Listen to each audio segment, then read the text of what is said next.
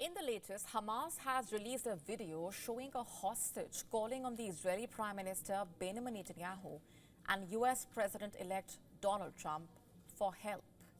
The hostage has been identified as 20-year-old Edan Alexander.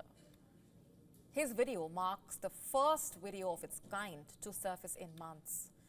Naturally, it has sent shockwaves across Israel and beyond. The video, posted on Telegram, purportedly states that Alexander has been held captive by Hamas for over 420 days. And if true, this would mean that the video was recorded this past week. A stark reminder of the hostages still in Hamas's captivity since last year. In the video, Edan Alexander reportedly speaks in a mixture of Hebrew and English, addressing both Netanyahu and Trump, directly calling out Netanyahu. He states, I'm quoting, "You have neglected us." Edan also appeals to Trump, asking him to use his influence and the full power of the United States to negotiate for our freedom, quote unquote. Alexander's mother, Yael Alexander, has also made a strong statement about her son. She said that her son, quote unquote, represents all the living hostages who cannot make their voices heard. And this voice needs to reverberate and shake everyone, quote unquote. She called on the world to pay attention to the suffering of the hostages who have been living in darkness and fear for more than a year. Edan Alexander, a native of New Jersey, was a soldier in the Israeli military when the horrific Hamas attack took place on October 7, 2023. The then 19-year-old was stationed near the Gaza border when he was attacked by Hamas. Reportedly, Alexander managed to send a quick message to his mother amid the chaos. Despite having shredded his helmet from explosions and facing intense fighting around his base, Edan managed to reach a safe area, telling his mother that he would be okay. But that was the last time his family heard from him.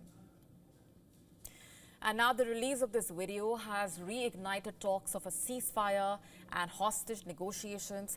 Pressure is only building up on all the parties involved. The U.S. National Security Advisor Jake Sullivan, for that matter, called the video a cruel reminder of the barbarity and the brutality of Hamas.